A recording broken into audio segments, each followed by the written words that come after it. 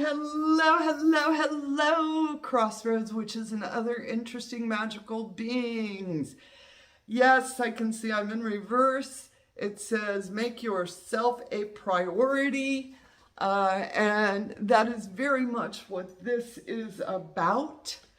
We're going to be talking about binding and unbinding. And of course, y'all know I got notes. And oh, for those of you in which are new, I am Taryn. I'm the founder of the House of Witchcraft. I am an author and a high priestess in traditional folkloric witchcraft and American witchcraft tradition. And that was my little blurb because somebody asked, they were like, you never say who you are. And I'm like, okay, I'll say who I am. I've been in community for over 40 years now. I just turned 60 years old last month, so I've been at this a little while, okay, witches? And from a folkloric, folk magic perspective is how I'm going to be conveying information to you. If we were talking within another magical system, magical tradition, you may hear things differently.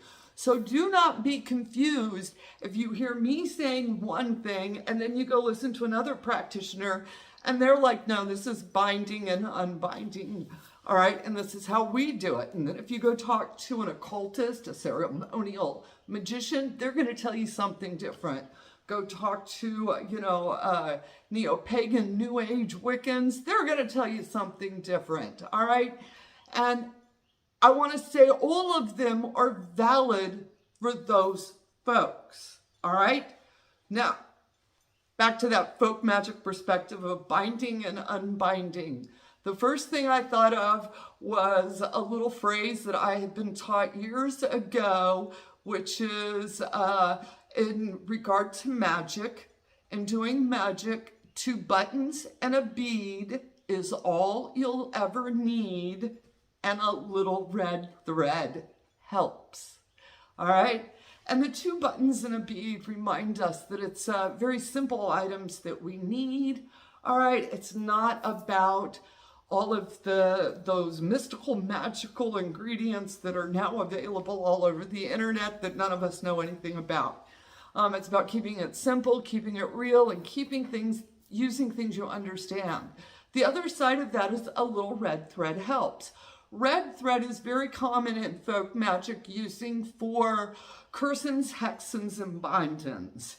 If I was going to bind someone, if I was going to bind a situation, all right, whatever I'm binding, I would typically do a little red thread with it. And I would also, in reverse, my red thread, meaning that I would unwind it, I would potentially burn it off. You'll see where you have workings with a string and that it's lit and the string is lit and it separates and it's burning it off. It's using fire, the element there, to help with unbinding. All right. And this is, when we bind something, we are basically freezing it, stopping it in time. And a lot of times after we've done a binding work, it may be however long later, you realize you want to unbind it, all right? That it's time to let it go, get it out. And I have notes. Y'all know I always have notes, all right?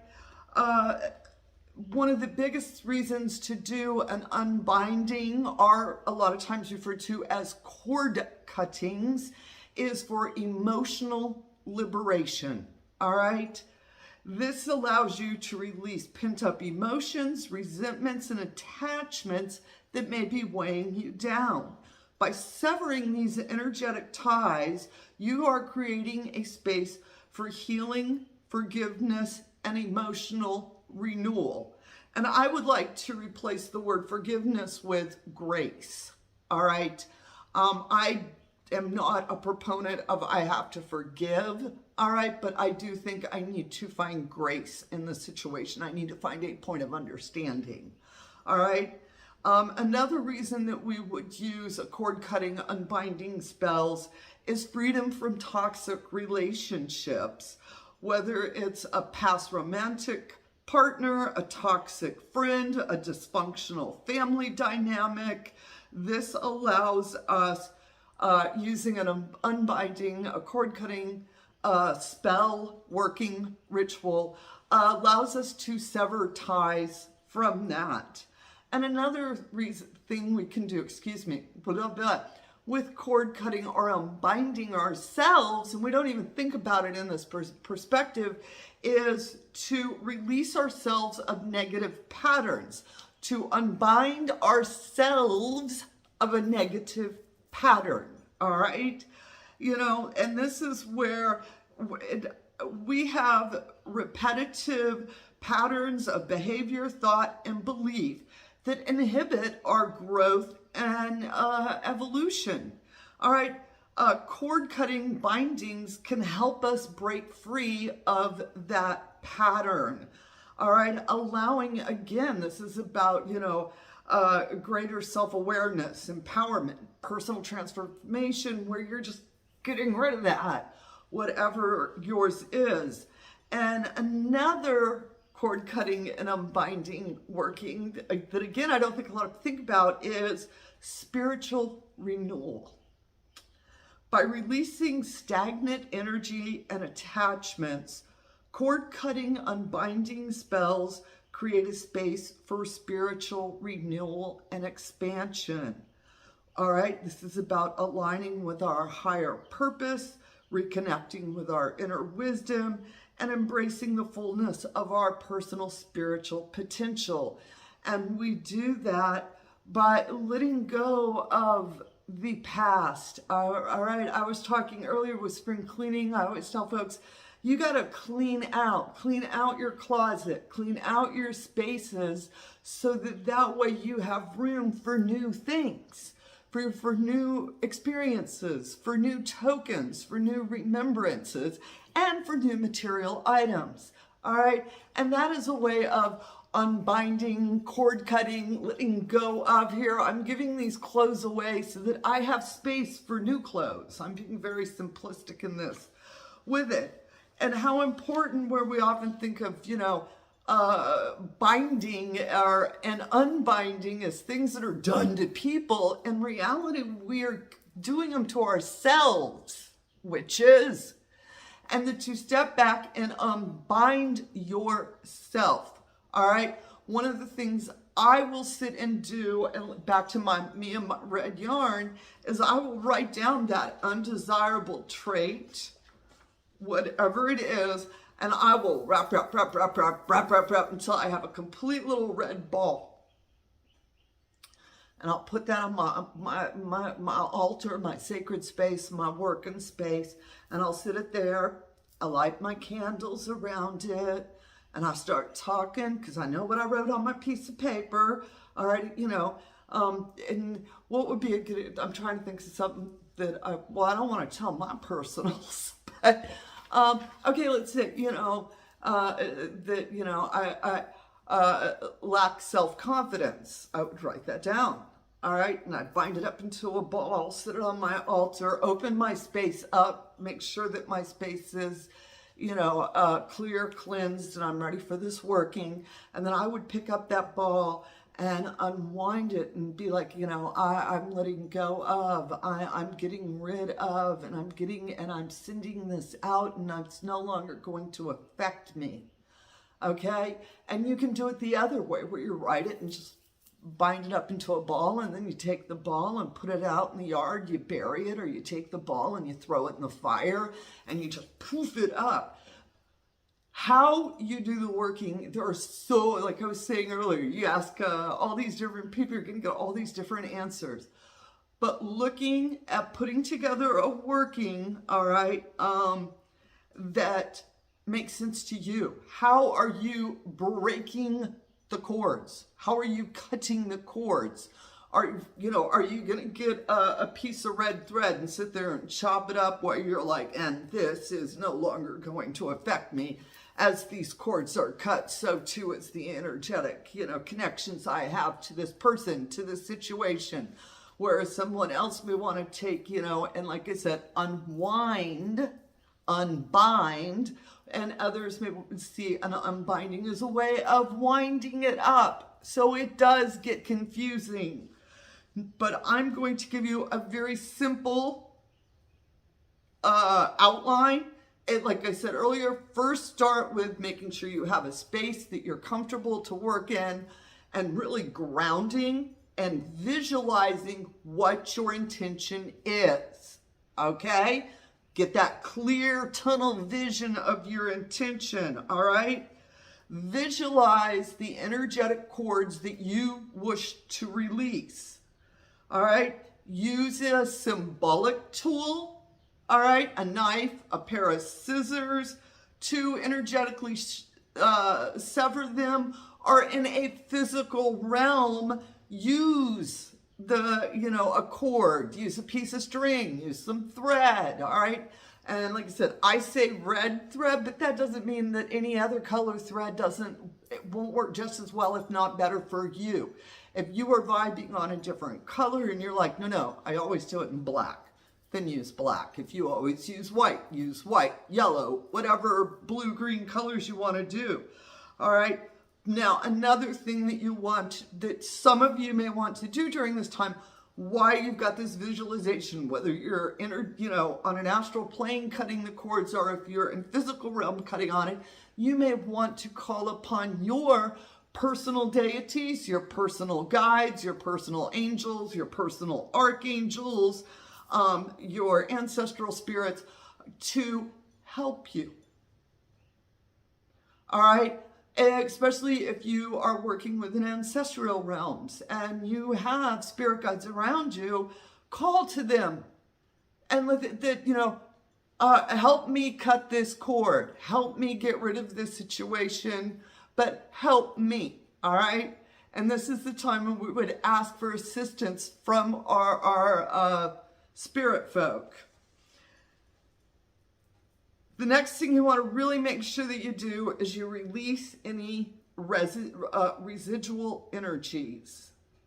And making sure, if you do physical realm cutting or knifing, what I like to do is Florida water.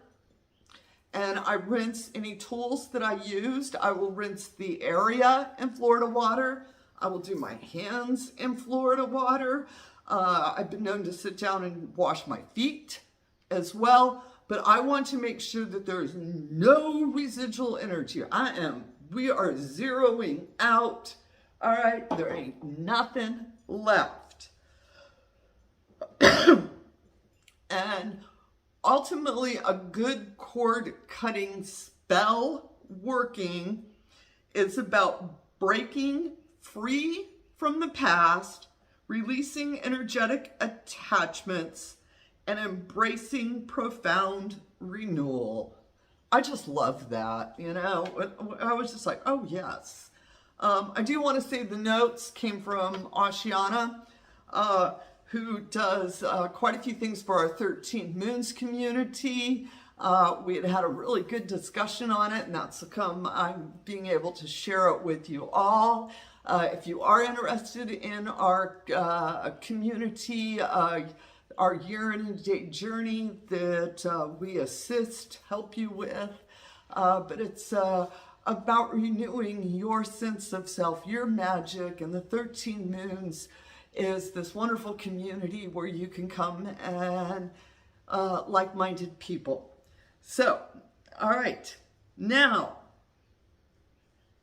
one of the things that we do have notes that we talked about that was the really, the important parts is understanding the potential consequences when you do this, all right? Where the emotional release that you're feeling, yes, that was there, but it might be overwhelming. You may have a day or two of crying. You may have a day or two of almost out of balance, euphoric happiness. It goes both ways. You can either cry or spend the next 3 days laughing, all right? That's part of the release process. It just doesn't happen in the moment. It's going to take it a couple of days, all right? And making sure you stay the course, making sure you use your words wisely. Do not bring the situation or the person back in inadvertently by saying things like, oh, I wonder if it's going to work. Oh, maybe I shouldn't have done it. Any point of doubt. You do not want that within those couple of days, all right? But be prepared for the fact that you might spend a day or two, 3 or 4 or 5, like I said, really happy, really sad, maybe really not giving a shit, all right? But you are going to have this emotional rebalance. Another thing is you will shift relationship dynamics as you have severed from this one particular person or situation. It may have effects around it. Y'all understand what I'm saying? Everything's connected to everything. So be aware of that, all right? Be prepared for it. And understanding that some of your relationships may shift because the working that you have done, all right? And sometimes we have unforeseen consequences. And this is why we always think mindfully before we do magic, all right? That we really, really sit and contemplate, meditate, and marinate on what we're doing, and understanding that when I throw a rock into a pond, that not only are little ripples coming back to me, but there's little ripples going across that entire pond. All right? And they're going to hit shores, and it may affect things that you didn't quite think for it. All right? That's why it's so important to make sure that you are super clear on what you're doing. Your visualization, you know exactly what, why, how, when, where. You've answered those questions. You've thought about it. All right?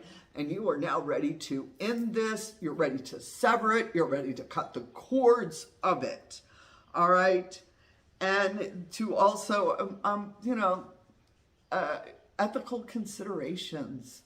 Think witches think, okay, on this, all right? And making sure that, you fully comprehend what you're doing, all right? And it also, this was another one we were talking, spiritual integration. Cord-cutting rituals are deeply spiritual practices that invite us to confront and transform aspects of ourselves on a profound level. It is important to engage in ongoing self-reflection, integration, and spiritual grounding to fully embody the shifts that occur because of these rituals. Make sure that you are keeping yourself grounded. Make sure that you are doing a good cleansing, clearing. Make sure that you have good protection wards up. Continue to work those for the next full moons, at least 2, 3, 4 moons after you've done this ritual, all right? And let me see, did I get all my notes so that you could, I did get all of my notes. Oh, cool, good for me. We just had such an amazing discussion. We ended up putting the notes down on it, and I wanted to share it here on channel. This is some of the things in which are going on, like I said, at the 13 moons. And if you're interested in getting involved, go to houseofwitchcraft.com. You will see where that is at, and you can hit the join button. And with that said, witches, I do want to say, if you have read any of my books, please go to Amazon.com and leave a review. The algorithm, the marketing, everything works off of these reviews. And getting 50 reviews is a magic number. So I'm going to be asking people, please go leave a review for the book of mine that you've read. An honest review, but please be kind. I'm not worried about that. All right, witches, get out there, fly those brooms, have a bright, blessed day, and as always, amen, blessed be, ashe, and amen. Bow bow.